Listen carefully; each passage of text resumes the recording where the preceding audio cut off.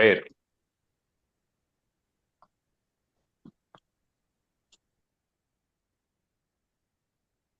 పేరు చెప్పండి.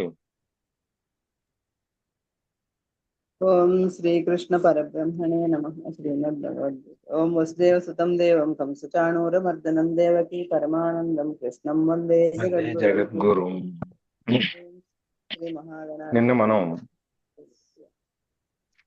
మహాగణాధిపతయే 25, 23 అధ్యాయం కర్మయోగంలో 25, 26, 27 3 శ్లోకాలు చూసాం.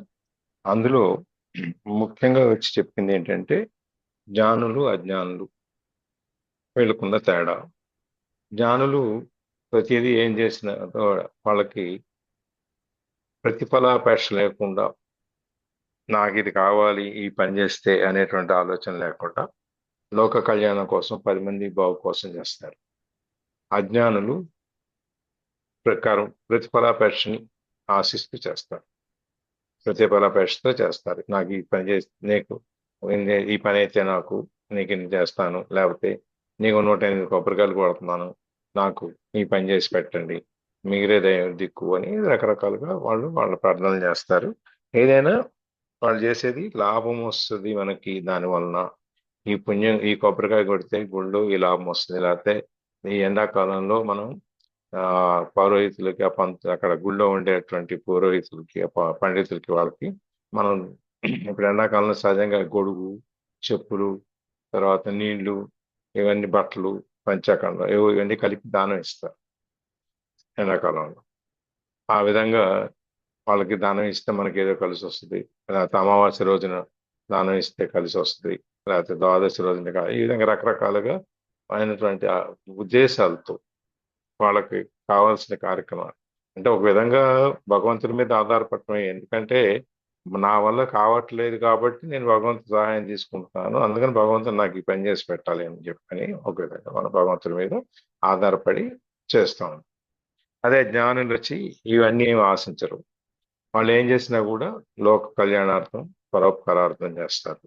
దాంట్లో ఈ యొక్క కర్మ ఫలితం ఏదైతే ఉందో, ఈ ఇద్దరు కర్మలు చేస్తారు, ఇద్దరు కర్మలు చేయాలి.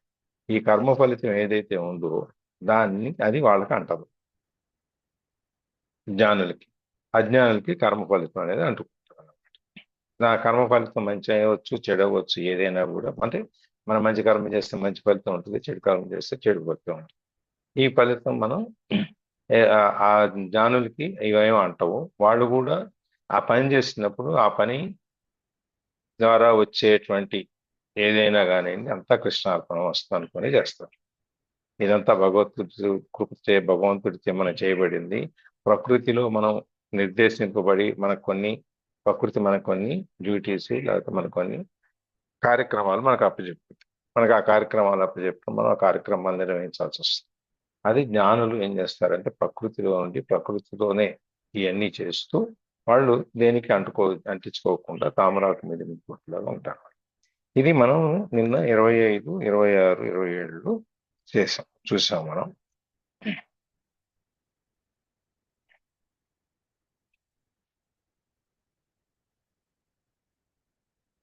ఇంకొకటి మనం ముఖ్యంగా చెప్పేది ఏంటంటే ఈ ప్రవచనాలు లేకపోతే నోటి ద్వారా చెప్పేటువంటి విషయాలు ఇవన్నీ మనుషుల్ని మార్చలేవు. అంటే నేను చెప్పింది నువ్వు చెయ్యి, నేను చేసినట్టు నువ్వు చెయ్యొద్దు అని మనం అనుకుంటుంటాం కదా. అలా కుదరదు. నువ్వు ఏమి చెప్తావో అదే చేయాలి, ఏది చేస్తావో అదే మిగిలిన వాళ్ళు అనుకరిస్తారు. అంటే మనస, వాచ, కర్మేణ ఈ 3 ఉన్నాయి కదా. మన మనసులో అనుకుంటే మనం మాట్లాడాలి, మనం మాట్లాడింది మనం చేయాలి అని చెప్పి ఈ 3 వాళ్ళు ఆ మూడింటిని ఒకదానికొకటి అనుసంధానం చేసుకుంటారు. మనం ఇక్కడ మాట్లాడేటప్పుడు ఏదో ఒకటి మాట్లాడుతూ ఉంటాం, మన మనసు అక్కడ ఆలోచిస్తూ ఉంటుంది, మన చేతులు ఇంకో పని చేసుకుంటూ ఉంటాయి. మన ఇంట్లో మనం 4 రకాల పనులు ఒకేసారి చేస్తాం. ఇంట్లో చేతులతో పని చేస్తూ ఉంటాం, ఇటు పక్కన పిల్లల్ని చూసి బట్టలు తీసుకోలేకపోతే స్నానం చేసి లేకపోతే ఇంకోటి వీళ్ళు చెబుతుంటాం, ఇంకొకరికేమో ఇంట్లో పనులు ఉంటే పనేమోక ఇంకోటి చెబుతుంటాం. ఈ విధంగా మనం రకరకాల పనులన్నీ చేస్తాం. కానీ ఇక్కడ ఆ పని మనం విజ్ఞానులు లేకపోతే పండితులు వాళ్ళు మౌఖికంగా స్వామి ఇక్కడ చాలా క్లియర్గా చెప్తారు. నువ్వు చేయటం చెప్పడం కాదు, నువ్వు చేసి చూపించు. నువ్వు చేసి చూపిస్తే దాంతో పాటు ఇంకో నలుగురు మారుతారు. వాళ్ళు కూడా ఇది చేయటం కుదురుతుంది, ఇది చేయటానికి వీలుంది, అవకాశం ఉంది, కాబట్టి మనం చేయాలి అనేటువంటిది వాళ్ళకు కూడా వస్తుంది. అంతేగాని నువ్వు ఈ చెట్టు దగ్గరికి వెళ్ళి ఈ కాయ కోసుకురా అంటే వాడు వెళ్ళడు. వాడికి లాభం వస్తే వెళ్తాడు. ఈ కాయ నువ్వు తీసుకెళ్ళు అంటే అప్పుడు వెళ్ళి కోసుకుంటాడు. ఆ విధంగా ఈ అజ్ఞానులకి జ్ఞానులకు ఉన్న తేడాని చూపిస్తారు అన్నమాట. ఎప్పుడు కూడా నీకు స్వార్థం లేనటువంటి నిష్కామ కర్మ, నిశ్శబ్దంగా నువ్వు చేసేది ఆ పవిత్రమైన అనుష్ఠానం ఏదైతే ఉందో, నువ్వు చేసే కార్యక్రమం, పవిత్రమైన కార్యక్రమం ఏదైతే ఉందో, దాన్ని నువ్వు నిశ్శబ్దంగా నీ పని నువ్వు చేసుకుంటేళ్ళు. నిన్ను చూసి నిన్ను అనుకరించి, ఓ ఇదేదో బాగుంది, ఏం చేస్తున్నాడు, ఈ పని మనం కూడా చేయొచ్చు అని చెప్పి అనుకరించి వచ్చేవాళ్ళు చాలా మంది ఉంటారు అని చెప్పేసి అని నేను దాంట్లో చెప్పారు. అట్లాగే 27వ శ్లోకంలో ప్రకృతి గురించి చెప్పుకుంటూ వచ్చారు. ఈ ప్రకృతిలో మనం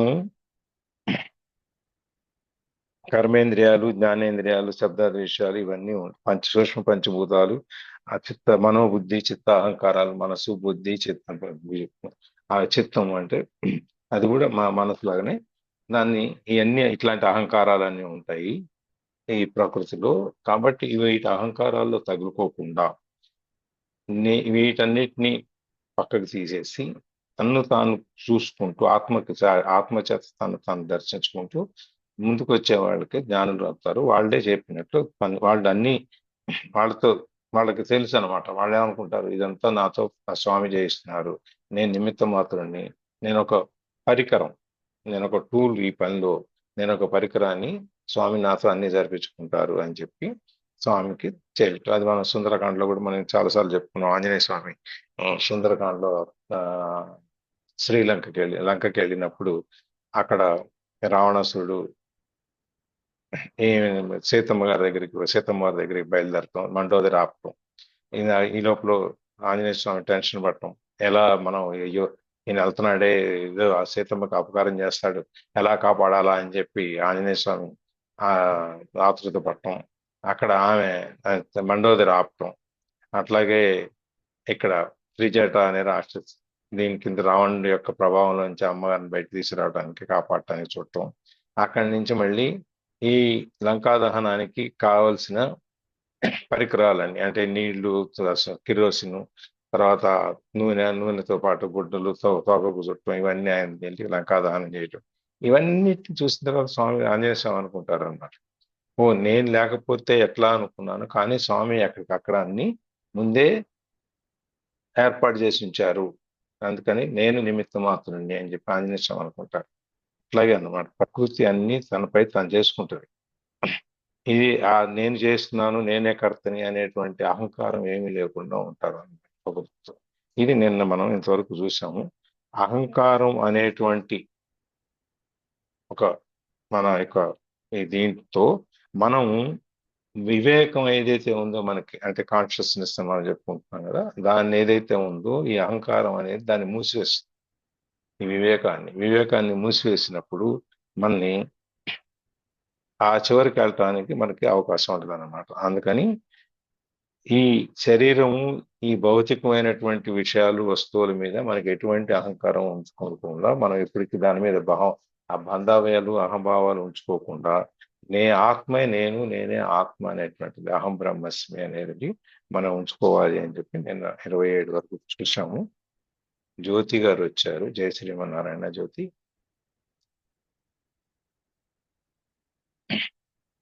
జయ శ్రీమన్నారాయణ.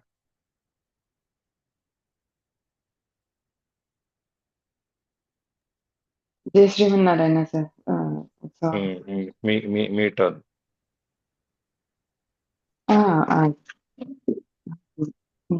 చెప్పేశారు సార్. అంటే నేను నిన్న జరిగింది చెప్పాం, మీరు ఏదో ఇంట్రొడక్షన్ చెప్తాను. అదే సార్, అంటే నిన్న జరిగింది ఇంకొకసారి నేను చెప్తామని అనుకున్నాను సార్, అంటే ఇంకేం లేదు. దీంట్లో మీరు చెప్పిన దాంట్లో 25వ శ్లోకంలో ఇంకా ఏం యాడ్ చేయొచ్చు అని అంటే, మనకి మామూలుగా రెండు రకాలైనటువంటి సాధకులు అనేవాళ్ళు ఉంటారు. బాగా తెలిసిన వాళ్ళు, బాగా తెలియని వాళ్ళు అనేటట్టు. బాగా తెలిసిన వాళ్ళు ఏం చేస్తారంటే సామాన్యంగా సత్కర్మ ఆచరణ చేసి వారు పైకొచ్చేస్తారు. ఎట్లా రావాలి అని ఆచరించి చూపిస్తారనమాట. ఏమాత్రం తెలియని వాళ్ళు ఇంకా ఏం చేయలేకుండా ఉండిపోతారనమాట. అంటే ఇది ఉంటేనే నేను ఇది చేస్తాను, ఫలాపేక్ష కావాలి అన్నట్టు ఫలం మీదే ఆసక్తి చూపిస్తారనమాట సామాన్య సాధకులు అనేవాళ్ళు. ఈ సత్కర్మాచరణ చేసినట్లయితేనే మనకు అన్నిటికన్నా ఉత్తమమైనటువంటి ఫలితం వస్తుంది అనేది కూడా మనకి ఆల్రెడీ మనం ఎప్పటినుంచో చెప్పుకుంటున్నాం అనమాట. దాన్నే ఇక్కడ మళ్ళా ఇంకొకసారి చెప్తారు. కానీ మనకి నెక్స్ట్ దీంట్లోని అవిద్వాంసులు అనేవాళ్ళు వాళ్ళు చేసేది చేసుకుంటూ మళ్ళా వాళ్ళని మనం కదపకూడదని కూడా మనకి చెప్తారన్నమాట 26th శ్లోకంలో. ఎందుకు అనంటే అంటే ఎవరైనా జీతం లేదు అనంటే పని చేయరు కదా. సో జీతం ఉంది అనుకుంటేనే పని చేస్తారు. జీతం లేదని అనుకుంటే పని చేయరు. సో ఆ విధంగా ఈ దేనికైనా గూడా అంటే అస్సలు తెలియని వాళ్ళకి నీకు ఇది ఇట్లా చేస్తే నువ్వు మోక్ష మార్గానికి వెళ్ళవు. నీకు అది రాదు, ఇది రాదు అని చెప్పకూడదంట. ఆళ్ళు చేసే దారిలో వాళ్ళని వెళ్ళనీయాలంట. అండ్ మనము ఎప్పుడు వాళ్ళకి చెప్పాలి అంటే సత్కర్మాచరణ అనేది వాళ్ళకి అలవాటయిపోతదనమాట. ఎంతవరకు అనంటే వన్స్ సత్కర్మాచరణ అంటే చేసినప్పుడు మనకి పనులు అవుతాయి. అంటే ఇది అయితే ఇది నేను చేస్తాను. నేను 108 రోజులు 108 ప్రదక్షిణాలు 41 రోజులొస్తాను అని చెప్పి మనం మొక్కుకుంటాం గదా. నాకు ఈ కోరిక తీరాలి అన్నట్టు. సో, అలా చేయకూడదని మనం ముందరే చెప్పకూడదనమాట. వాళ్ళు చేస్తున్న కొద్దీ వాళ్ళకి మనసు అనేది శుద్ధమవుతుంది. శుద్ధమైన తర్వాత నాకు ఇంకా ఏదో కావాలి అనే ఒక వెలితి వాళ్ళల్లో కనిపిస్తుంది.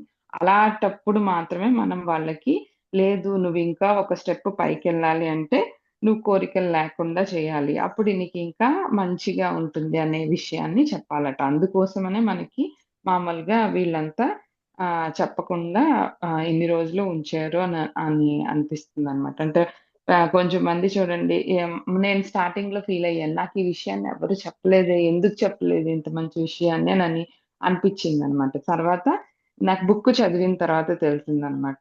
ఏదున్నా గూడా ఫస్ట్ స్టార్టింగ్ అనేది అదే అన్నమాట. దానికి తర్వాత నెక్స్ట్ స్టెప్ రావాలి అనంటే మన మనసు ప్రశాంతంగా ఉండాలి, శుద్ధంగా ఉండాలి. కళ్ళు మూస్తే ఆహ్, నువ్వు ఏ మూర్తిని ధ్యానిస్తే ఆయన కనపడాలన్నమాట. సో, ఇప్పుడు నువ్వు నరసింహస్వామిని ధ్యానించావంటే ఆయన కనపడాలి.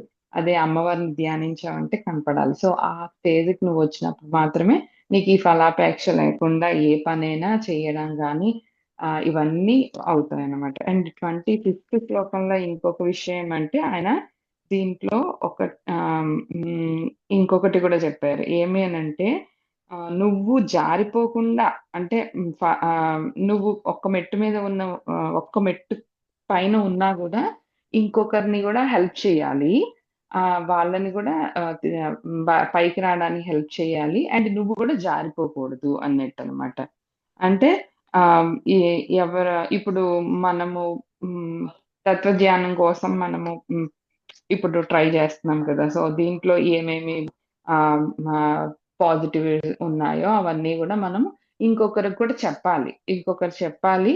అదే అదే దారిలో మనం జారిపోకూడదు. అంటే మామూలుగా ఈత ఈత వచ్చేవాళ్ళుంటారు చూడండి. అప్పుడే ఈత రాని వాళ్ళేం చేస్తారంటే మునిగిపోయారనుకోండి. మునిగిపోయేటప్పుడు ఈత వచ్చేవాళ్ళొస్తారు. వచ్చినప్పుడు వాళ్ళు ఈతగాళ్ళొచ్చి మనల్ని తీసుకొచ్చినప్పుడు మనం ఫస్ట్ వాళ్ళని లాగేస్తాం అనమాట. ఏమి అనంటే ఆళ్ళదేదో వాళ్ళని లాగి మనం పైకెళ్ళిపోవాలి అన్నట్టు. సో, అంత లాగినప్పుడు పడిపోకుండా ఉండాలనమాట. సో, ఆ విధంగా నువ్వు ఎప్పుడు ఏది చేసినా గూడా నువ్వు ఇంకొకరికి హెల్ప్ చేయాలి. అదే స్థితిలో నువ్వు జారిపోకుండా ఉండాలి అనేది గూడా చెప్పారు. ఇది జారుడు బండ లాంటి వ్యవహారం. సో, నువ్వు ఇంకొకరికి చెప్పినప్పుడు దాన్ని నువ్వు గూడా పడిపోకుండా అంటే కొంచెం మంది చూడండి వాళ్ళు మన దారిలోకి రావడం కాదు. మనల్నే వాళ్ళ దారిలోకి తీసుకెళ్ళిపోతారనమాట. సో, అలాంటి వాళ్ళకి నువ్వు కనీసం చెప్పను కూడా చెప్పకూడదు అన్నట్టు చెప్తున్నారు అనమాట. ఏదైనా చెప్పేదానికి టైం వస్తుంది. సో నువ్వు ఆ టైం వరకు వెయిట్ చేయాలి అని కూడా మనకి ఈ 2 శ్లోకాల్లో చెప్తా ఉన్నారు. అండ్ మీరు చెప్పినట్టు ప్రకృతే 27th శ్లోకంలో ఆహ్, ఏదైనా గూడా ఆయన ప్రకారంగానే జరుగుతుంది. ఆయన అనుకుంటేనే జరుగుతదనమాట. సో నేనే చేస్తున్నాను. నా వల్లనే అవుతుంది. నేను కాబట్టి గదా చేశాను. సో, ఆ అహంకారం అనేది ఉండకుండా చూసుకోవాలనమాట. ఎగ్జాంపుల్ నేనే. భగవద్గీత నేను నేను చెప్పలేకపోయినా గూడా నడుస్తాంది గదా! సో, అట్లా అన్నమాట. నా వల్లే అవుతది. నేను గాబట్టి కదా చెప్తున్నాను. అదే అలాగంతా అనుకోకూడదు. అది. నువ్వు అట్లా అనుకోలేదులే జ్యోతి. నేను చెప్పకపోతే భగవద్గీత ఆగిపోద్దని ఏం అనుకోవాలన్నమాట. నీకు అవకాశం లేక నువ్వు చెప్పట్లేదు కానీ చెప్పకూడదని కాదు కదా. అదే సార్. ఏదున్నా ఫీలింగ్ అయితే ఉంది. కానీ టైం గూడా కుదరట్లేదు. అంతే ఇంకేం లేదు. అదే. పర్వాలేదు. మీకు వీలైనప్పుడు మీరు వచ్చి చెప్తూ ఉండండి. నేను మామూలు చెప్పుకుంటూ వెళ్ళిపోతాను. Expert sure sir. కామెంటేటర్ మీరు.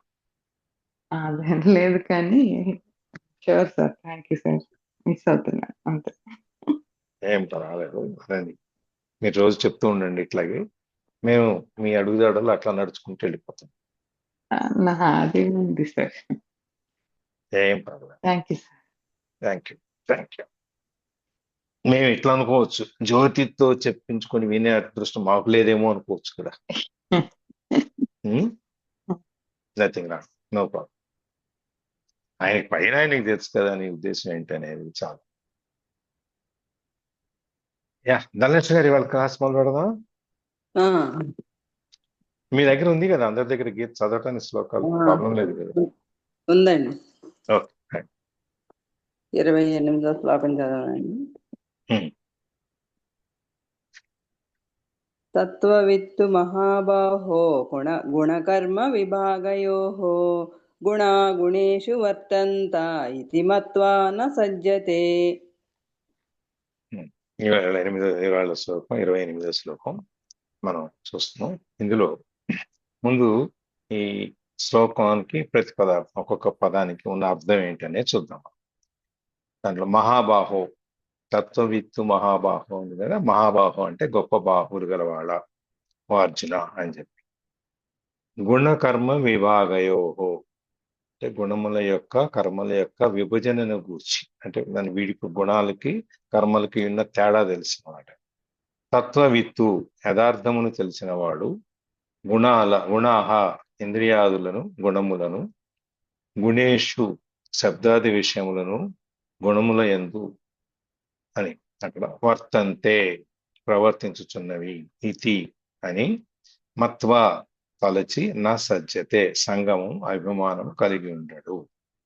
ఇది శ్లోకంలో ఒక్కొక్క పదం యొక్క అర్థం. దీనికి షార్ట్ గా గొప్ప బాహువులు గలవు అర్జున, గుణముల యొక్కయు కర్మల యొక్కయు విభజన కూర్చిన యథార్థం మెరిగిన జ్ఞాని గుణములు అంటే ఇంద్రియాదులు గుణములందు శబ్దాది విషయములందు ప్రవర్తించుచున్నవని, ఆత్మస్వరూపుడు అగు తనకు వాస్తవంగా దానితో ఏ సంబంధము లేదని తలంచి కర్మలందు సంగము అభిమానము లేకుండా. ఇది మనకి 2 రకాలైనటువంటి విషయాలను ఇక్కడ బోధిస్తున్నారు మనకి. ఒకటి గుణాలు, ఇంకొకటి కర్మలు. ఈ రెండిటికి ఉన్న తేడాను మనం తెలుసుకోవాలి. కర్మ అంటే మనం చేసేది, దాని యొక్క ఫలితాన్ని ఆశించేది. ఏది ఏదైనా పని చేసినా అది కర్మ కిందకి వస్తుంది కాబట్టి కర్మ అనేది ఒకటి. గుణాలు అంటే దాని యొక్క క్వాలిటీ, దాని యొక్క నాణ్యత ఏంటి, మనం ఏం కర్మ చేస్తున్నాము దానికి ఈ ప్రతిఫలం ఉందా లేదా అని ఆలోచించకుండా చేసుకునేది అని గుణాలు అని చెప్పారు. ఇంకో విధంగా దాన్ని ముందుకు తీసుకెళ్తే ఈ గుణాలు జ్ఞాని అనేవాడు, పండితుడైనవాడు, విషయం తెలిసిన వాడు ఏం చేస్తాడంటే, గుణాలు అంటే ఇంద్రియాలు. ఈ ఇంద్రియాలు ఏవైతే ఉన్నాయో మన చేతులు, కాళ్ళు, ముక్కు, ఇవన్నీ పంచేంద్రియాలు, జ్ఞానేంద్రియాలు ఎన్ని రకాలు చెప్పుకుంటాం కదా, ఇవన్నీ పనిచేస్తాయి. ఎట్లా? శబ్దాది విషయములతో. ఈ శబ్దాది విషయాలు మాత్రం ఈ బాహ్య ప్రపంచంలో ఇవన్నీ ఈ బాహ్య ప్రపంచంతో వాటికి ఈ గుణాలన్నీ దాంతో ప్రవర్తిస్తుంటాయి బయట దాన్ని బట్టి మన యొక్క ఇంద్రియాలన్నీ. అవన్నిటికీ సంబంధం లేకుండా, వాటన్నిటి మీద ఎటువంటి అభిమానం లేకుండా, మనం ఈ చుట్టూ ఉన్న పరిస్థితులు, బాహ్యమైనటువంటి మన ఈ ఆకర్షణలు కానీ లేకపోతే ఈ విషయాలు కానీ దేన్ని మన దానికి లోబడకుండా, వాటి మీద ఎటువంటి బంధాలు ఆ బాంధవ్యాలు పెంచుకోకుండా, అనుబంధాలు పెంచుకోకుండా చేసేవాడు జ్ఞాని. ఇవన్నీ ఇంద్రియాలకు లొంగిపోయి ఇంద్రియాలు చెప్పినట్టు, మైండ్ చెప్పినట్టు చేసేవాడు అజ్ఞాని అని. ఈ రెండు విషయాలని ఇక్కడ మనకి విశ్లేషిస్తారు అన్నమాట. అది ఎట్లా అంటే, ఈ ప్రపంచంలో దేహంలో ఈ రకాలైన ఉన్నాయి. ఆత్మ, అనాత్మ, దృక్కు, దృశ్యము, ఇవన్నీ. వీటిని విడదీయాలన్నమాట. ఆత్మని, అనాత్మని, దృక్కుని, దృశ్యాన్ని, వీటిని విడదీయాలన్నమాట. తత్వవేత్త అనేవాడు అంటే తత్వాన్ని తెలిసిన వాడు, తత్వాన్ని చెప్పేవాడు వీటిని విడగొట్టగలడు. ఆత్మని, అనాత్మని అంటే ఆత్మని తెలుసుకోవటం, ఆత్మలో నుంచి తెలిసిన తనాన్ని విడగొట్టుకోవటం, కనపడేదాన్ని కనపడని దాన్ని చూడగలగటం, ఈ రెండు అన్నమాట. అదేగా దీంట్లో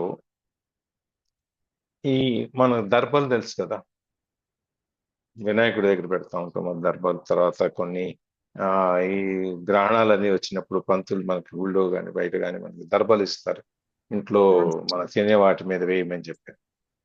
అవును, తెలుసు కదా, దర్భలు తెలుసు. ఆ దర్భ ఎట్ల నుంచి ఎక్కడి నుంచి వస్తుంది?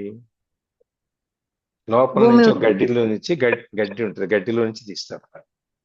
అవును, అది అట్లా అంటే అందరూ మూలం ఒకటే అయినా, మనం అందరం ఒకే విధమైనటువంటి జన్మని తీసుకున్నా అందరం ఒకటి కాదు కదా. తెలిసిన వాళ్ళు ఉంటారు, తెలియని వాళ్ళు ఉంటారు, చెప్పేవాళ్ళు ఉంటారు, వినేవాళ్ళు ఉంటారు, చెప్పలేని వాళ్ళు ఉంటారు.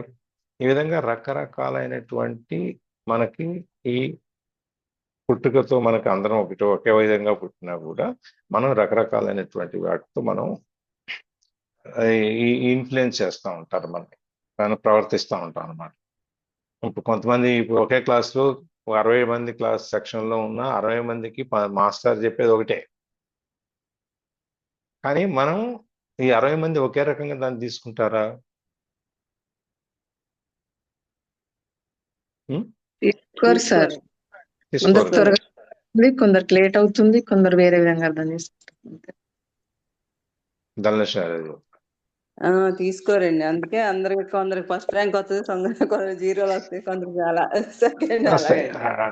అంతేగాని పంతులు గారు ఈ పక్కన కూర్చున్న వాళ్ళకి ఈ విధంగా చెబుతాను, ఈ పక్కన కూర్చున్న వాళ్ళకి ఈ విధంగా చెబుతాను, నా ఎదురుగుండా ఉన్న వాళ్ళకి ఈ విధంగా చెబుతాను, ముందు బెంచీలో వాళ్ళకి ఒక రకంగా చెబుతాను, వెనక బెంచ్ అట్లంతా ఏమి ఉండదు కదా. ఏముండదండి. ఏముండదు. భగవంతుడు కూడా మనకి జన్మనిచ్చినప్పుడు, మనకు చేసినప్పుడు కూడా మనకు అన్నీ, మన జన్మ అవన్నీ కూడా అందరితో పాటే జరుగుతాయి. కానీ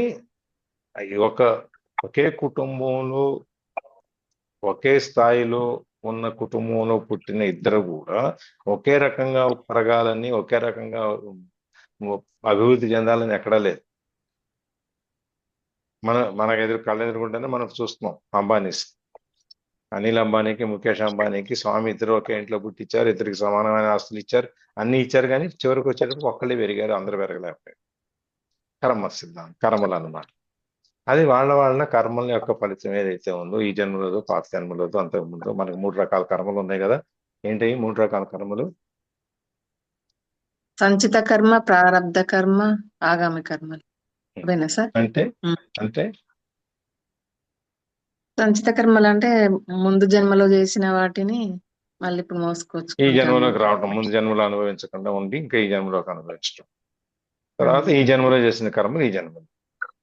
అట్లాగే ఆగామి కర్మ అంటే వచ్చే జన్మలో కూడా ఈ జన్మలోనే మనం చేయటం, అనుభవించటం. ఇటువంటి రకాలైనటువంటి అన్నిట్లో కూడా మనం చూస్తే ఎట్లయితే గడ్డిలో నుంచి మనం దర్భలను విడదీస్తామో, లేకపోతే మనం ఇవ్వాలంటే మనకు అన్ని ఫిల్టర్లు, సీవింగ్స్ అన్ని వచ్చేసినాయి, ధాన్యం పోస్తే అన్ని రకాల పెడ్డలు ఏరేసేసి బాగు చేసేసి చివరికి రాళ్ళు లేకుండా ఇవన్నీ వచ్చినాయి. తర్వాత ఇప్పుడు ఇంకా కొత్తగా మంచి బియ్యంలో ప్లాస్టిక్ బియ్యం కలపటం, ఇవన్నీ రకరకాలుగా వస్తున్నాయి. కానీ మనకి ఇప్పటివరకు సంబంధించిన వరకు ఏంటంటే, ఇదివరకు రోజుల్లో ఏం చేసేవాళ్ళు, ధాన్యం దంచి వచ్చిన తర్వాత దాంట్లో మట్టి పెట్టలని ఏరి, లేకపోతే బియ్యంలో ఉన్న రాళ్ళన్నీ ఏరి చేసేవాళ్ళు. ఇదివరకు రాళ్ళు కలిపేవాళ్ళు బియ్యంలో, మిల్లుల్లో. ఎందుకంటే బరువు తొలగటానికి కొంచెం ఇలా మిగలటానికి. అప్పుడు వీళ్ళు ఇంట్లో కూర్చొని పొద్దున్నే వండే ముందు రాళ్ళు ఏరేవాడు. ఇవాళ రాళ్ళు కలపడం దగ్గర నుంచి ఏం చేశారు, ఇది ఏమీ లేకుండానే మేము ఇస్తాము, ఇంకా ఎక్కువ రేట్ అవుతుందని చెప్పడానికి ఎక్కువ రేటుగా అమ్ముతున్నారు. ఈ విధంగా మనం ఆ గుణాలు, ఇంద్రియాలు, ఆత్మలు ఇవన్నీ మనం ఎట్లయితే విడగొడతామో, బియ్యంలో నుంచి బెడ్డలని రాళ్ళు బెడ్డలు అవన్నీ తీసేయడం, లేకపోతే గడ్డిలో నుంచి మనం దర్భాన్ని తీసేయడం, ఇలా రకరకాలైనటువంటి మనం మనం ఒక పని చేసేటప్పుడు దానికి మనకు కావాల్సిన విధంగా దాన్ని ఎలా మార్చుకుంటామో ఆ విధంగా చేసుకున్నప్పుడు ఆ విధంగా ఎట్లా చేస్తామో అట్లాగే మనం ఈ ఆత్మని అనాత్మని ఇద్దరిని విడగొట్టాలన్నమాట. మన ఆత్మ అనేదంటే, ఆత్మ అంటే మనం తెలుసుకో, నేను అనేదాన్ని తెలుసుకోవటం. నేను అంటే ఇది కాదు, నా లోపల ఇంకోటి ఉంది, ఆత్మ అనేది అని దాన్ని తెలుసుకోవడం. అనాత్మ అంటే బాహ్యాన్ని. ఈ రెండింటిని విడగొట్టుకోవడం తెలుసుకోవాలి. అట్లాగే ఈ ఈ దేహంలోంచి సమస్త కార్యాలు మనం చేసిన పనులు ఏవైతే వస్తున్నామో రోజు, ఆ పనులన్నింటిని కూడా మనం ప్రకృతి చేయిస్తోంది, మనం ఏం చేయట్లేదు. ఇవన్నీ నేను నిమిత్త మాత్రం అనుకునేవాడు జ్ఞాని ఏం చేస్తాడు, ఇవన్నీ ప్రకృతి చేయిస్తోంది, నేనేం చేయట్లేదు, కాబట్టి నేను నిమిత్త మాత్రుడిని, నేను ఒక పరికరాన్ని నేను వాడుకుంటున్నాను నన్ను అని చెప్పి మనం ముందుకెళ్ళిపోతాం. అజ్ఞాని ఏం చేస్తాడు, ఇదంతా నా వల్లనే జరుగుతోంది, నేను లేకపోతే ఈ ప్రపంచం నడవదు, ఈ ఇల్లు నడవదు, ఈ ఊరు నడవదు, నేను ఉన్ననాళ్ళు ఏవో బాగా చేసేస్తాను, ఇంకా ముందు కూడా ఎవరు చేయలేని విధంగా, ఈ విధంగా రకరకాలుగా అనుకుంటూ చేసేవాడు అజ్ఞాని. ఈ రెండింటినీ విడగొట్టగలగాలన్నమాట. జ్ఞాని అనేవాడు ఏది చేసినా కూడా ఈ గుణాలు ఏదైతే ఉన్నాయో మన విషయాలన్నీ, వీటిని గ్రహించి ఆ ప్రకృతితో సంగమం లేకుండా కలిసి దృశ్యం అనేదాన్ని, దృశ్యంతో ఆ ప్రకృతితో అభిమానం లేకుండా సంచరించినప్పుడు తామరాకు మీద నీటి బొట్టులాగా అంటుకోడు, అన్నీ చేస్తాడు. తామరాకు నీళ్ళలో నుంచి వస్తుంది, కానీ దాని మీద వేస్తే నీటి బొట్టు అక్కడే ఉంటది, కదలకుండా అతుక్కోడు. ఆ విధంగా జ్ఞాని అనేవాడు కూడా ఇవేవి అంటించుకోడు అనమాట. కానీ జడ పదార్థం అంటే మార్పు లేని వాళ్ళు, మార్చలేని వాళ్ళు, ఈ జడ పదార్థాలు ఏమైతే ఉంటాయో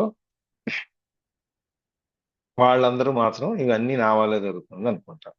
ఈ చైతన్యవంతుడైనటువంటి జ్ఞాని ఏం చేస్తాడు, ఇవన్నీ నాకు సంబంధం లేదు, నేను ఈ పరిసరాలతో నేను మమేకం అయిపోయి ఉన్నాను, అంతేగాని పరిసరాలు సృష్టించడంలో కానీ వీటిని పెంచడంలో కానీ నాకేమీ సంబంధం లేదు అని చెప్తూ చిన్న చిన్న పోలికలు చెప్తున్నారు. చూడండి, మనకి గడ్డిలోంచి దర్బంది తీయటం, బియ్యంలోంచి పెడ్డలు ఏరేయటం, అట్లాగే మజ్జిగ చేసినప్పుడు వెన్న పడుతుంది కదా, పెరుగుని మజ్జిగ చేసినప్పుడు వెన్న వస్తుంది కదా, అవును సార్. ఆ వెన్న మజ్జిగలో కలిసిపోద్దా, పైకి తేలుతుంది. మనం అయితే చేర్చి ముద్దలాగా చేసి మళ్ళీ మజ్జిగలో వదిలేసిన మధ్యలో కలవదు. అవును. అది మనం ఎక్కువగా చిలికితే మళ్ళీ కలిసిపోద్ది మజ్జిగలో.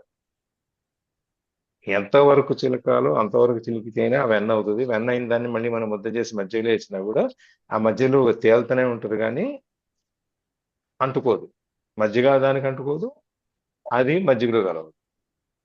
ఆ విధంగా జ్ఞానికి ఉన్న తేడా చూపిస్తున్నారు అన్నమాట. అంటే చిన్న చిన్న పోలికలతో మనకి ఈ తత్వం అనే దాన్ని సులభంగా అర్థమయ్యేటట్లు స్వామి మనకు సెలవిస్తున్నారు.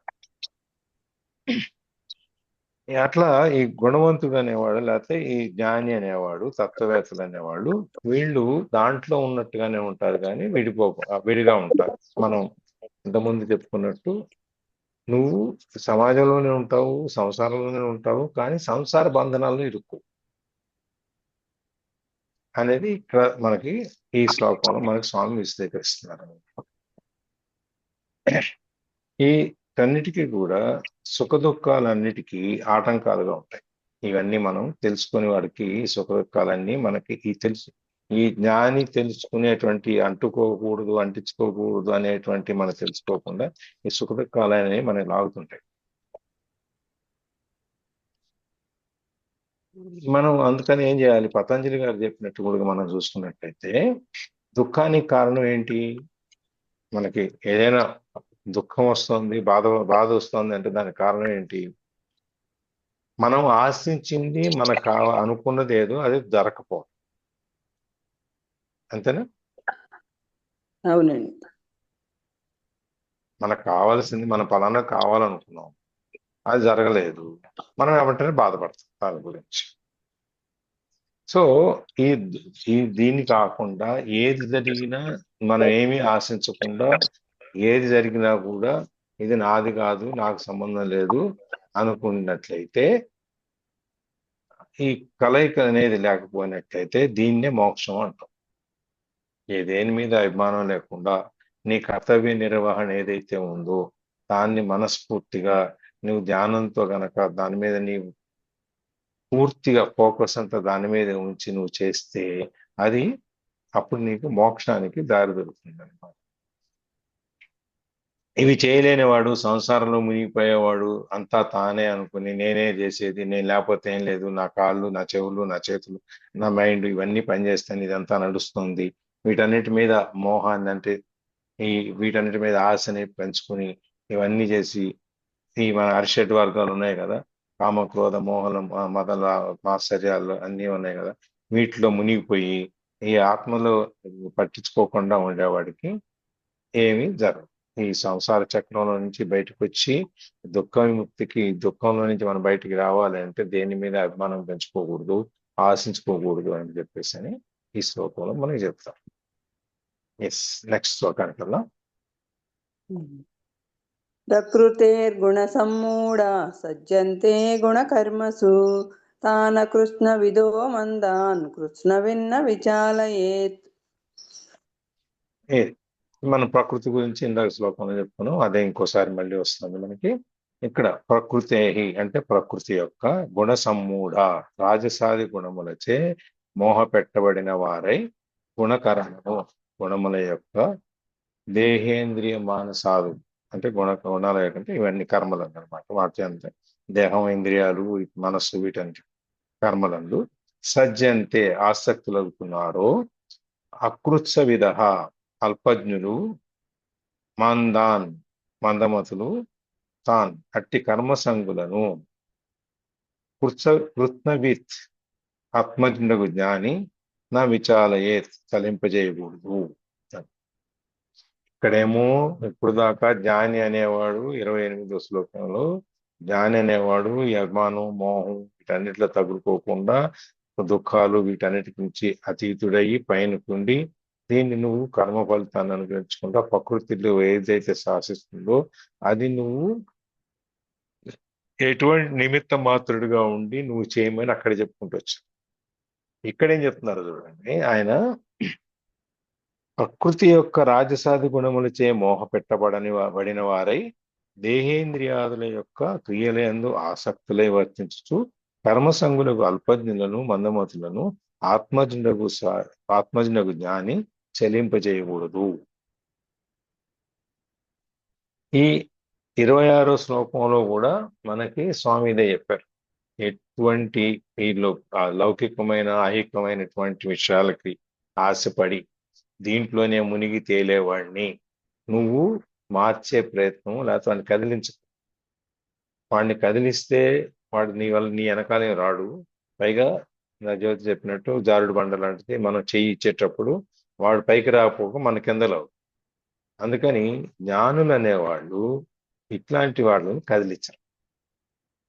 ఈ మోహంతో తర్వాత ఈ ఇంద్రియాల మీద రోజు మంచి కాస్ట్లీ సెంట్ కొట్టుకున్నాను, లేకపోతే క్రీమ్ రాసుకున్నాను, ఈ శరీరాన్ని ఎంత బాగా చూసుకున్నాను, చర్మాల మీద ముడతలు రాకుండా, నాకు కళ్ళు లేకుండా, లేకపోతే జుట్టు, ఇవన్నీ రకరకాలుగా దీన్ని మనం పెంచుకుని దాని మీద మోహపడిపోయి దాని మీద ఇష్టం పెంచుకుని ఈ శరీరాన్ని పోషించేవాడు దాని రకరకాల కర్మలన్నీ చేస్తూ ఏది ఈ ఐహిక కర్మలు, సత్కర్మలు, మామూలు కర్మలు 2 రకాలుగా విడగొట్టుకున్నాం కదా. సత్కర్మలు చేయకుండా తనకు మాత్రమే ఉపయోగపడేటట్టు, తనకు మాత్రమే కావాల్సినట్టు చేసేవాడు. అట్లాంటి వాళ్ళని నువ్వు కదిలించకు. ఎందుకంటే వాళ్ళు మనం వెంటనే చెబితే వినరు. వాళ్ళు అందుకే అల్పజ్ఞులు అంటారు. అల్పులు వాళ్ళు. అల్పులకి మనం వెంటనే చెబితే వాళ్ళు వినరు. వాళ్ళకి ఏ విధంగా చెప్పాలి అంటే మనం చేసి చూపిస్తూ నాయన ఇలా చేయొచ్చు, ఇలా చేస్తే జరుగుతుంది అని చెప్పి మనం చేసి చూపిస్తామంటే వాళ్ళే 1-4 సార్లు చూసి చూసి చూడగా వాళ్ళు మారుతారు కదా. అంతేగాని నువ్వు ఈ మారు మారు మారు అని చెప్పి మన ఇంట్లో చూస్తుంటాం కదా, ఈ మారడు భర్త గురించి భార్య, భార్య గురించి భర్త, ఎన్ని చెప్పినా ఇంత, ఎన్నిసార్లు అయినా ఇంత, ఈయన మారడు అసలు, ఈయన అందరినీ నమ్మేస్తుంటాడు, ఈయన అందరికి చేస్తుంటాడు, ఈయనకి ఎవడు చేయడు అని చెప్పి మనం ఆయన తిట్టుకుంటుంటాం. ఆయనేమో ఈమె ఎప్పుడు ఇంతే, ఎప్పుడు సరిగ్గా ఏది, ఇన్నేళ్ళు అయింది, ఇది రాదు, రాకపోతే ఇంకో విధంగా ఆయన చెప్పుకుంటాడు. ఇద్దరు ఒకళ్ళనొకళ్ళు వారు మారు అని వీరు మారు అని వారు అనుకుంటారు తప్ప, ఇది మనది, మన సంసారం, మనం చేయాలి కాబట్టి ఎవరో ఒకళ్ళు ఇందులో ఒకళ్ళు మారితే రెండో వాళ్ళు మారుతారు అని చెప్పి అంతసేపు మనం అవతల వాళ్ళు మారాలని కోరుకుంటాం, కానీ మనం మారాల్సిన అవసరం ఉందేమో అని చెప్పి మనం చూసుకుంటాం. చూసుకోండి, అలా చూసుకుంటే ఏ గొడవ ఉండదు. ఏ కూడా ఉండదు కదా, అది చూడం. ఎంతసేపు మనకు అనుకూలంగా అవతల వ్యక్తి మారాలని చూస్తాం. మనం మారితే అవతల వ్యక్తి మారుతాడేమో అనే ఆలోచన మనకు రాదు, వచ్చినా రాని. ఒకవేళ అది ఎప్పుడన్నా మైండ్లో నువ్వు మారాలేమో చూసుకో అని ఒకవేళ అలా మనసు ఎప్పుడన్నా చెప్పినా కూడా చిచ్చి నేను మారక్కర్లేదని ఈ కాన్షియస్ మైండ్ ఏదైతే ఉందో అది మనకు చెప్తుంటుంది అన్నమాట, ఈ బ్రెయిన్. అందుకని చెప్పి ఇవన్నీ మనం ఎప్పుడు చెప్పాలి, ఇట్లాంటి అజ్ఞానులకి లేకపోతే జ్ఞానం లేని వాళ్ళకి, ఈ వీటిలో భవబంధాల్లో చిక్కుకొని, ఐక్య సంబంధాల్లో చిక్కుకొని మనం దాంట్లోనే ఉండే వాళ్ళకి ఇంతకుముందే చెప్పారు కాబట్టి ఇంట్లో అట్లాంటి వాళ్ళకి ఎలా చెప్పాలి అంటే, నువ్వు చేస్తూ నీ అనుష్ఠానాలు, నీ కర్మలు ఏవైతే ఉన్నాయో అవన్నీ నువ్వు చేస్తూ వాడికి కూడా చెప్పు. వాడికి చేయకుండా వాడికి చెప్తే వాడు వినడం, వాడికి రాదు. అందుకని చెప్పి నువ్వు చేస్తూ ఆచరిస్తూ నువ్వు ఇది ఆచరణ యోగ్యము, ఇది చేయగలము, చేయొచ్చు అని చెబితేనే వాడు వింటాడు. చిన్న ఒక ఏం చెప్పుకున్నాం ఇంతకుముందు కూడా మనం చెప్పాం, కొన్ని ఎగ్జాంపుల్స్ ఏవైతే ఉన్నాయో, ఉదాహరణలు ఆల్రెడీ కొన్ని సందర్భాల్లో మనం చెప్పుకునే మళ్ళీ కూడా రావచ్చు. కాబట్టి విన్నవాళ్ళు మళ్ళీ వినండి, రిఫ్రెష్ ఉంటుంది. వినని వాళ్ళకి కొత్తగా ఉంటుంది. ఓకే, ఇది మనం ఒక దాంట్లో రామయ్య, కృష్ణయ్య అని ఇద్దరు ఉన్నారు. రామయ్యకి దానగుణం ఎక్కువ, కృష్ణయ్యకి లోభత్వం ఎక్కువ. అంటే పేర్లకి క్యారెక్టర్కి సంబంధం లేదు. మన కృష్ణయ్య అంటే ఇంకో విధంగా, రామయ్య అంటే అట్లా ఊహించుకోవద్దు. ఒక క్యారెక్టర్, ఒక కథలో పాత్రలు అన్నమాట. వీనికి ఎంతసేపు కృష్ణయ్యకి తీసుకురా, ఇవ్వు అంటున్నాయి కానీ తీసుకో అంటుంది. సరే, వీళ్ళిద్దరు కలిసి మంచి ఫ్రెండ్స్ అయినా కూడా వీళ్ళిద్దరు ఒకరోజు ఆ పడవ ప్రయాణానికి వెళ్తారు. చిన్న నది దగ్గర వెళ్ళి బోట్ ఎక్కుతారు. బోట్ ఎక్కుతున్నప్పుడు బోట్ ఎక్కాక కొంచెం మధ్యలోకి వెళ్ళిన తర్వాత బోట్ వాళ్ళ కింద పడతాడు కృష్ణయ్య బోట్లో నుంచి నీళ్ళలో. మరి వాడిని కాపాడాలి కదా రామయ్య, అందుకని ఏం చేస్తాడు, చెయ్యి బాగా నీ చెయ్యి అని చేయదు. వాడు ఇవ్వడం, ఎందుకంటే ఇచ్చే అలవాటు లేదు కదా కృష్ణయ్యకి. ఇవ్వకపోతే ఏమవుద్ది, మునిగిపోతుంటాడు. అప్పుడు రామయ్యకి వెలుగుద్ది, ఓహో వీడికి ఇచ్చే అలవాటు లేదు, తీసుకునే అలవాటే కదా అని చెప్పి ఈ చేయి తీసుకో అంటాడు. అప్పుడు వెంటనే చేయి పట్టేసుకుంటాడు, కాపాడుతాడు, బయటకు వస్తారు. అది స్టోరీ. ఇక్కడ ఇవ్వటము, తీసుకోవటం చూడండి అది చిన్న తేడా. ఇవ్వమంటే ఇవ్వలేదు, తీసుకోమంటే తీసుకున్నాడు. అట్లాగే ఈ జ్ఞానులు అజ్ఞానులు కూడా, మనం జ్ఞానులు వెళ్ళి అజ్ఞానుల దగ్గర నువ్వు ఇవ్వు అంటే వాళ్ళు ఇవ్వరు. నువ్వు ఈ ధనము, లోభము ఇవన్నీ వాటి మీద నువ్వు వదిలేసేయి, నువ్వు దీన్ని ఎవరికన్నా పంచిపెట్టంటే వాడు పంచిపెడతారా? నువ్వు దానం చెయ్యి అంటే చేస్తారా? అది ఎందుకంటే నేను కష్టపడి సంపాదించుకున్నా, అవునండి, నేను ఇంత కష్టపడి సంపాదించుకున్నా, నేను దీన్ని చేసుకున్నా, నేను దాన్ని చేసుకున్నా, అందుకని చెప్పి నేను ఇవ్వను, నేనే ఉంటాను, నేనే కట్టుకుపోతాను, లేకపోతే నా పిల్లలు, మనవాళ్ళు, మనవరాళ్ళు, ముది మనవాళ్ళు ఇంకా తరతరాలు, ఒక 10-15 తరాలు సరిపడా ఉంచుకుంటాను అని చెప్పి ఆశతో ఉంటాం. మనం దాన్ని ఆశ, దురాశ, ఇంకా ఏమన్నా అట్లా. నువ్వు దానం చేస్తూ చూడు నేను దానం చేస్తే నాకు ఇంత ఫలితం వచ్చిందనో, లేకపోతే ఈ దానం చేయటం నాకు ఇంత ఆనందం వచ్చిందనో మనం అనుకుంటాం. ఇదే నిన్న మనం చదివినప్పుడు ఈ కర్మలు చేసినప్పుడు కొంతమంది మనం ఆయుధంగా దాన్ని అగ్గిపుల్లలో వాడుకోవాలి అని చెప్పి మనకి నేను దాంట్లో చెప్తున్నాం 25లో అనుకుంటా. దాంట్లో చిన్న ఎగ్జాంపుల్ దాన్ని కూడా మనం ఇక్కడ తీసుకున్నాం, ఎందుకంటే 26వ శ్లోకం కూడా ఇక్కడే కలుపుతున్నారు కాబట్టి. ఆల్ఫ్రెడ్ నోబెల్ మనకు తెలుసు కదా,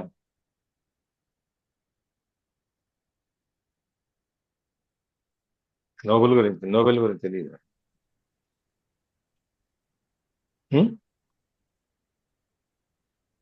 లేదు సార్, అర్థం కాలేదండి. ఆల్ఫ్రెడ్ నోబెల్ అని ఒక ఆయన ఉన్నాడా? నోబెల్ ఆయన పేరు మీద కదా సార్ నోబెల్ ప్రైజ్ అనేది క్రియేట్ నోబెల్ ప్రైజ్ అవ్వడం. వచ్చింది కదా, ఆయన ఏం చేశాడు, ఎందుకని వచ్చింది అది?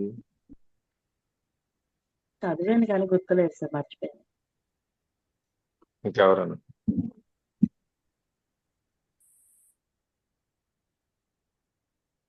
సత్య, జ్యోతి,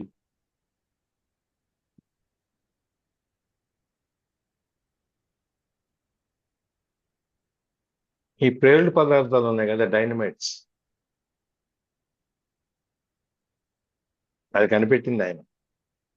తప్పు చెప్తే కరెక్ట్ చేయండి. బట్ విషయానికి వస్తాం. విషయం ఏంటంటే అది ఆయన కనిపెట్టిన తర్వాత దాన్ని ఎందుకు కనిపెట్టాడు అంటే ఒక మానవాళి యొక్క సుఖాని కోసం మంచిగా ఉపయోగపడుతుంది అని చెప్పి కనిపెట్టాడు ఆయన. కానీ దాన్ని ఏం చేశారు వీళ్ళు, బాంబులు పెట్టడానికి, కింద భూమిలో పెట్టడానికి, వాటికి వీటికి వాడటం మొదలు పెట్టారు. అప్పుడు ఆయన చాలా బాధపడి నేను కనిపెట్టింది లోక కళ్యాణం కోసం, ప్రజల కోసం ఉపయోగపడుతుంది, ఏదో ఈ కొండలు అవన్నీ పేల్చడానికి లేకపోతే దాన్ని ఇంకో దానికి ఇట్లా ఉపయోగపడుతుంది నేను కనిపెట్టాను, వీళ్ళందరూ దీనికి వాడుతున్నారు, దాన్ని ఎక్కువ మిస్యూజ్ చేసిన వాళ్ళే ఎక్కువ మంది, సరైన పద్ధతిలో ఉపయోగించకుండా దాన్ని వేరే విధంగా ఉపయోగించిన వాళ్ళే ఎక్కువ మంది ఉన్నారు. కాబట్టి నేను దీన్ని అనవసరం కనిపెట్టానని చెప్పి ఆయన బాధపడి దాని మీద వచ్చిన సంపాదనతోనే ఈ ట్రస్ట్ అనేది ఒకటి పెట్టి దాన్ని రకరకాలైనటువంటి ఈ శాంతి కార్యక్రమాల్లో కొన్ని కొన్ని ఫీల్డ్స్ అన్ని పెట్టి వాటిల్లో ఎవరైతే బాగా సేవ చేస్తారో వాళ్ళకి దీంట్లోంచి ఈ ఫండ్ లో నుంచి వచ్చిన డబ్బులో నుంచి అవార్డులు ఇవ్వమని చెప్పి నోబెల్ ప్రైజ్ అనేది ఒకటి పెట్టారు ఆయన పేరుతో.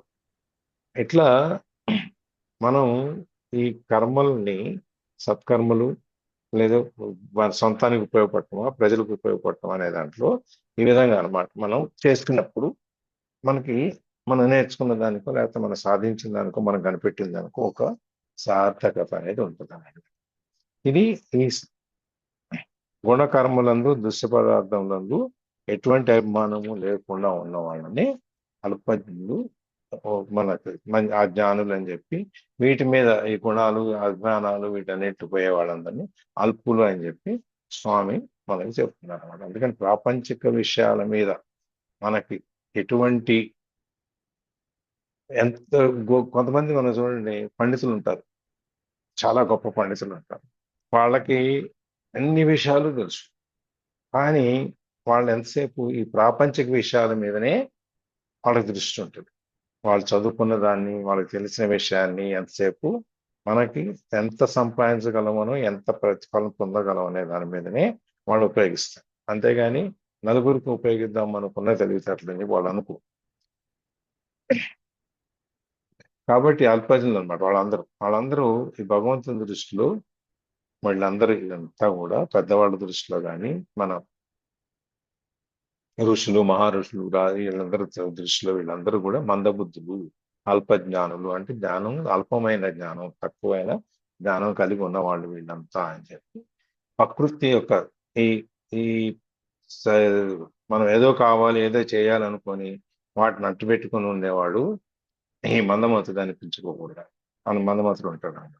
కాబట్టి సమస్తము ఏదైతే తెలియజేయబడుతుందో తెలుసుకుంటాడో అట్లాంటి ఆత్మని తెలుసుకున్న సర్వజ్ఞాన్ని, అన్ని విషయాలు అన్నింటిలోనూ జ్ఞానం ఉన్న వాళ్ళని వీళ్ళందరూ కూడా మనకి జ్ఞానులు పడతారు అన్నమాట. వీళ్ళందరికీ దీని అన్నిటికీ ఈ బ్రహ్మాండం అండపిండ బ్రహ్మాండాలన్నీ ఏవైతే ఉన్నాయో మనందరం ఏవైతే ఉన్నాయో వీటికి మూలం ఎక్కడి నుంచి ఉంది? వీటన్నిటికీ మూలం ఏంటి? సృష్టి. ఈ సృష్టిలో ఉన్నదంతా ఏంటి? ఆత్మ. కాబట్టి మనం ఈ ఆత్మ అనేటువంటి మూలాన్ని మర్చిపోకుండా ఆత్మలతో కనుక మనం ఆ బ్రహ్మత్వాన్ని ఎరిగినట్లయితే తెలుసుకున్నట్లయితే మనం ఈ ఋషులు మహనీయులు పెద్ద మునులు వీళ్ళందరూ ఎవరెవరైతే ఉన్నారో వాళ్ళ ఆత్మని వాళ్ళ మనసుని వాళ్ళు శోధించుకుని పరిశీలించుకుని నేనేంటి అనేది తెలుసుకుని నేను ఇది ఫలానా నా వ్యక్తిత్వం ఇది నేను అసలు ఇది నా లోపల ఉన్న వ్యక్తి ఆత్మ ఇది అని చెప్పి తెలుసుకుని వాళ్ళు ఈ ఇంద్రియ లోలత్వాన్ని అంటే మన శరీరంలో మనకు ఆలోచనల్ని వీటన్నిటిని వాళ్ళు జయించి ఈ ఏదైనా ఒక స్వీట్ చూడగానే మన నోట్లో నూరటము అది తింటే బాగుండు అనుకోవటము ఇవన్నీ మనకు ఆశ. మనకి మన ఇంద్రియాల మీద కానీ మన ఆలోచనల మీద కానీ మనకి ఎటువంటి నియంత్రణ లేదు. అలా కాకుండా అన్నిటినీ నియంత్రించిన ఏం కనపడినా ఎదురుగుండా ఎట్లున్నా కూడా మనకి దాని గురించి మనకి ఎటువంటి భావాలు లేకపోవడం. ఇప్పుడు మనకి ఋష్యశృంగుడు అని పేరు విన్నారు కదా.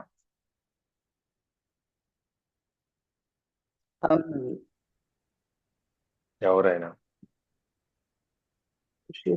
శాంతాదేవి భర్త అనుకుంటాను. శాంతాదేవి ఎవరు? దశరథ మహారాజు కూతురు కౌసల్యాదేవి. అది ఆయనకి పుట్టినప్పటి నుంచి అడవిలో తపస్సులో ఈ ఆశ్రమాల్లో పెరగటం వలన అసలు ఈ మనుష్య జాతిలో స్త్రీలు పురుషులు అనేవాళ్ళు ఉన్నారు. స్త్రీలు అంటే ఈ విధంగా నిర్మాణం అయి ఉంటారు, పురుషులు అంటే ఈ విధంగా నిర్మాణం అయి ఉంటారు, వాళ్ళు వీళ్ళు వేరు అనేటువంటి జ్ఞానం ఆయనకి లేదు. ఆయన అంతసేపు ఆయనకు అందరూ మనుషులే అంతే. ఆయన ఎటువంటి వికారాలకి లోనుగాడు. ఆయన ఎటువంటి వికారాలు ప్రభావితం చేయలేవు. ఆయన తండ్రి ఎవరు చెప్పండి? ఆయన పేరు ఎవరు సార్? దశరథ తండ్రా? మీరు ఎక్కడ వింటున్నారు? ఇప్పుడు ఋష్యశృంగుడి తండ్రి.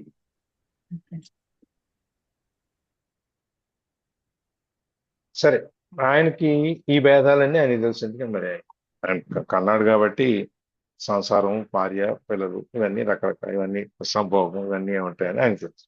కానీ ఈయన తెలియదు. పెద్ద ఈయన తండ్రి. సరే, ఒకరోజు దేవకన్యలందరూ అక్కడ నదిలో స్నానం చేస్తారు. ఋష్యశృంగ మహర్షి అటు నుంచి వెళ్తా ఉంటారు. వాళ్ళు ఏం పట్టించుకోరు ఆయన గురించి. అసలు ఆయనకి వీళ్ళు ఇక్కడ ఉన్నారు, వీళ్ళు స్నానం చేస్తున్నారని జ్ఞానం కూడా ఆయనకి లేదు. ఆయన వెళ్ళిపోయాడు. వీళ్ళపాటికి వీళ్ళు స్నానం చేస్తున్నారు, వీళ్ళపాటికి ఈయన వెళ్ళిపోయాడు. దీని తర్వాత వెనకాల తండ్రి వచ్చాడు. ఆయన రాగా వస్తుండగానే వీళ్ళు చూసి వెంటనే బట్టలు తత్తుకుని పక్కకి వెళ్ళిపోయారు. ఆయన అడుగుతారు అన్నమాట, అదేంటి యువకుడు నాకంటే యుక్త వయసులో ఉన్నవాడు, ఆయన వెళ్ళినప్పుడు మీరు పట్టించుకునే లేదు, నా కొడుకు వెళ్ళినప్పుడు నేను ముసలివాడిని, నేను అన్ని త్యజించిన వాడిని, నేను వచ్చినప్పుడు మీరు ఈ విధంగా చేయటంలో అర్థం ఏంటి అని అడుగుతారు. అంటే అప్పుడు వాళ్ళు చెప్తారు, ఆయనకి ఎటువంటి వికారాలు లేవు, ఆయనకి అసలు మేము ఇక్కడ ఉన్నామన్న స్పృహే లేదు. అసలు ఆయన పాటికి ఆయన ఏదో చూసుకుంటూ వెళ్ళిపోయారు. కానీ మీకు ఆ స్పృహ ఉంది, మీరు చూస్తారు మేము ఉన్నామన్న విషయాన్ని. అందుకని మేము పక్కకి వెళ్ళాల్సి వచ్చింది, బట్టలు వేసుకొని పక్క దుస్తులు ధరించి మేము పక్కకి వెళ్ళాల్సి వచ్చిందని చెప్తారు. జ్ఞానులు ఎంత పెద్ద మహర్షులైనా కూడా వాళ్ళకు కూడా ఇవి ఉంటాయి. అంటే వాళ్ళకు ఉన్న వికారాలు ఉన్నా లేకపోయినా కూడా జ్ఞానం అయితే ఉంటుంది, ఈ విషయాల గురించి తెలిసి ఉంటుంది అనమాట. అందుకని ఈ ఆత్మ అనే దాన్ని తెలుసుకున్న వాడికి ఎటువంటి వికారాలకి లోబడు. అంత విభాండ మహర్షి సార్, ఆయన father Vibhanda Maharshi. Vibhanda Maharshi, okay, thank you. ఋష్యశృంగుడి తండ్రి పేరు విభాండ మహర్షి. తర్వాత ఈయన అక్కడ దశరథుడు ఊర్వశికి విభాండ మహర్షికి పుట్టిన ఆయనే ఈయన అన్నమాట. For more information. అప్పుడు మనం ఒకసారి చెప్పుకున్నాం సార్, వర్షాలు లేని ప్లేస్ లో ఈయన ఎక్కడ అదే ఉంటే అక్కడ వర్షాలు వర్షాలు పడతాయి పడతాయి. అంటారు. అందుకని ఒకసారి దశరథుడు వచ్చి ఈయన్ని రాజులంతా రమ్మని చెప్పారు, కానీ ఈయన అడవుల్లోనే ఉండిపోతాడు, తర్వాత మళ్ళా వెళ్తాడు. అక్కడ వెళ్ళటం జరుగుతుంది. వెళ్ళిన తర్వాత ఆయనకి సరే దశరథుడు ఇప్పుడు ఇక్కడే ఉండమని చెప్పడం, ఆయన కూతుర్నిచ్చి పెళ్లి చేయటం, ఇవన్నీ జరుగుతాయి. తండ్రి వచ్చి నా కొడుకుని నాకు పంపించడం ఎట్లా అంటే, లేదండి ఈ విధంగా జరిగింది అని చెప్పి తండ్రిని కన్విన్స్ చేసి ఆయన నిశ్చితుడిని అక్కడ ఉంచేస్తారు. అదంతా మనకి ఇక్కడ వికారాలుకి లోబట్టం అనేది ఈ ఆత్మజ్ఞానం కలిగిన వాళ్ళు ఏ విధంగా ఉంటారు అని తెలుసుకోవడం కోసం ఈ ఎగ్జాంపుల్ తీసుకున్నాం మనం. వీళ్ళందరికీ ఈ ప్రకృతి వీళ్ళ స్వాధీనంలో ఉంటుంది. వీళ్ళు ఎలా చెప్తే అట్లా ప్రకృతి ఉంటుంది. వికారాలు లేకుండా ఆత్మజ్ఞానం కలిగిన వాళ్ళు. వాళ్ళకున్నది ఒకే ఒక మార్గం ఏంటంటే, జన్మ సార్థకం పొందటానికి ఒకే ఒకమైన మార్గం ఏంటంటే ఇది ఇటువంటి ఆత్మజ్ఞానాన్ని, ఆత్మను తెలుసుకోవటం వల్ల వచ్చేది ఈ ఉపాయం. ఇది ఒకటే, ఈ మార్గం ద్వారా మనం తెలుసుకోవాలి. 26వ శ్లోకంలో చెప్పి మళ్ళీ ఇక్కడ ఈ వీటన్నిటిని జ్ఞానులు అజ్ఞానులు తేడా, వాళ్ళు ఎలా చేస్తారు, ఎలా ఉంటారు అని దాన్ని మళ్ళీ ఇంత వివరంగా చెప్పారు మనం. అంటే మనం మన ఇంతకుముందు చదివిన పుస్తకాలు కూడా, మన నిన్న పూర్తి చేసిన పుస్తకంలో కూడా ఒకే విషయాన్ని 4 సార్లు చెప్తున్నారంటే 10 సార్లు చెప్తున్నారు, ఇందులో నాకు కొత్తగా చెప్పడానికి ఏమీ లేదు, కొత్తగా వినడానికి ఏమీ లేదు అనిపించింది అని మనం అనుకుంటా ఉన్నాం కదా.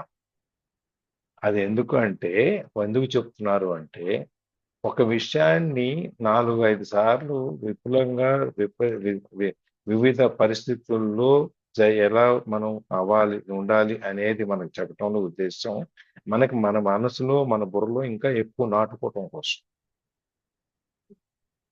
వాళ్లకున్న తెలివితేట చూపించుకోవడం కాదు. వాళ్ళు మనకి ఇన్ని విధాలుగా చెప్తున్నారు అంటే మనకు అర్థం కావటం కోసం. మనం ఈ క్షమాగుణం గురించి మాట్లాడుకుంటాం, ఫర్గివ్నెస్ అనే దాని గురించి. ఫర్గివ్నెస్ అనే దాని గురించి ఏమని మాట్లాడుకుంటాం మనం? క్షమించేస్తే పోద్ది కదా అని చెప్పాను. అంటే నువ్వు క్షమించటం వలన అవతల వ్యక్తిని నువ్వేదో ఘనకార్యం చేయట్లా,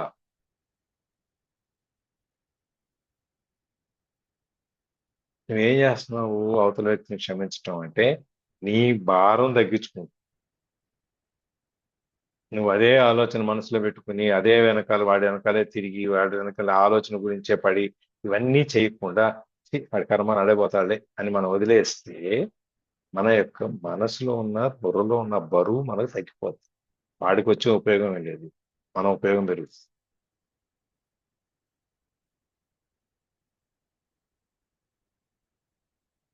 అదేనమాట. అది వాళ్ళకి ఇక్కడ ఆపడం.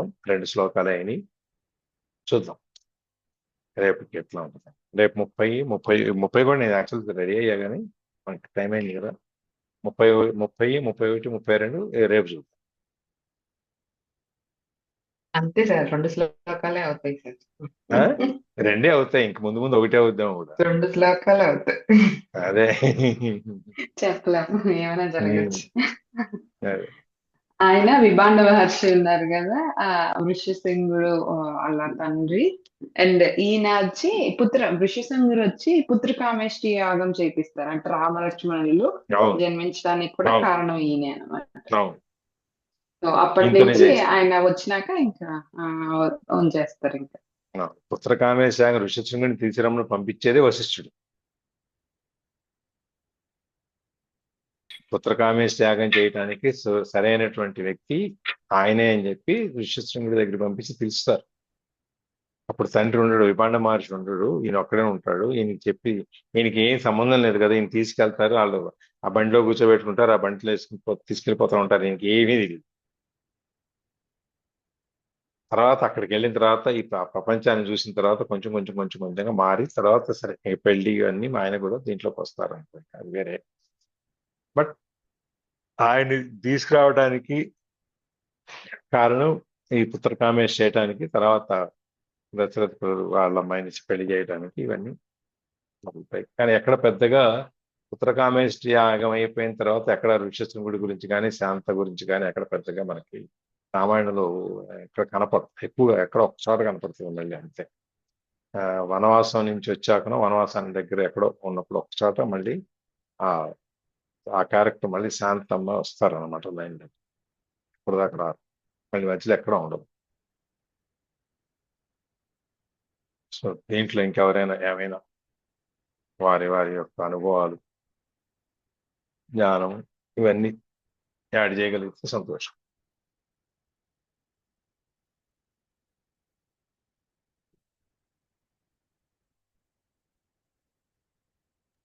థ్యాంక్ యూ సార్, మీరే బాగా విపులంగా అన్ని బాగా చెప్పారు. అయ్యో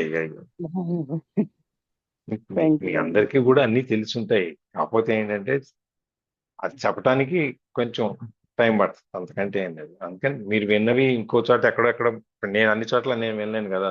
ఇప్పుడు మన 10 మంది 10 చోట్ల విని ఇక్కడ చూస్తే 10 పాయింట్లు వస్తాయి. అంతేనండి. సంసారంలో ఉన్న తామరాకు మీద నీటి వలె ఉండాలి, అన్నిటిని పట్టించుకుని బాధపడకూడదు, అది అన్ని సంసారంలో మునిగిపోకూడదు. మన బాధ్యతను మనం నిర్వహించుకుంటానే అన్ని అంటించుకోకుండా ఉండాలనండి. ఇంకంతే. అన్ని పట్టించుకుంటే మనశ్శాంతి ఉండదు కదండి. తామరాకు మీద ఉండదు. నీటి వల్ల మన మనసుతో మనం ఏం చేయాలో అది చేసుకుంటూ సంసారంలో ఉన్న బాధ్యతలన్నీ నిర్వర్తించుతూ ఉండటమే అంతేనండి. జ్ఞానం చేసే అవునండి. బాగా చెప్పారండి, చాలా బాగా చెప్పారు. జ్యోతి గారు ఎండింగ్ ప్రైజ్ చెప్పండి.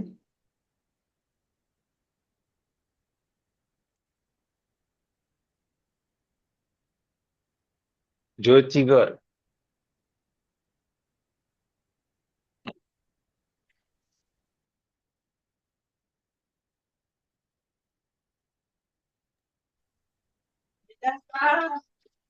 సత్య గారు వచ్చారు చాలా కాలం తర్వాత.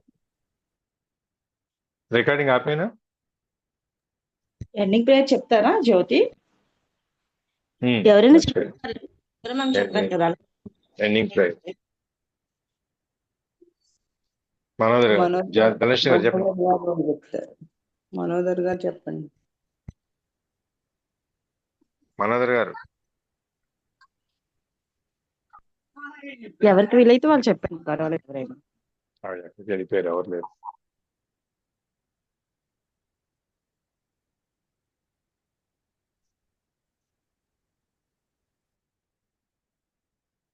అందరూ ఇక్కడ ఉన్నారు కానీ ఎవ్వరు ఇక్కడ లేరు.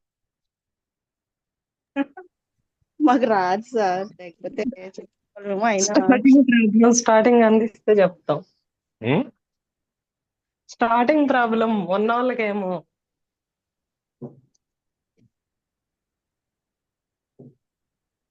మేమున్నాం సార్, మాకు స్టార్టింగ్ ప్రాబ్లం సార్ అని చెప్తున్నాను. అదే అదే చెప్పండి. అదేమి గాడ్స్ వెళ్తే గాడ్స్ వెల్త్ కాదు, భగవద్గీత క్లోజింగ్. భగవద్గీతలో క్లోజింగ్ ప్రేయర్ చెప్పాలి. యోగేశం సచ్చిదానందం వాసుదేవం వ్రజప్రియం ధర్మ సంస్థాపకం వీరం కృష్ణం వందే జగద్గురుం. కృష్ణం వందే జగద్గురుం. సర్వం శ్రీకృష్ణార్పణమస్తు. నలేష్ గారు మీరు నేర్చుకుని ఉండండి. ఒకసారి అందులో పెట్టండి జ్యోతి గారు, ఇది నా దగ్గర లేదు. ఓకే అండి, నేను స్టార్టింగ్ ప్రేయర్ ఎండింగ్ ప్రేయర్ పెడతాను. రెండు గ్రూప్ లో పెట్టండి, ఎవరు చదివితే వాళ్ళు దాన్ని తీసుకుంటారు. God's wealth is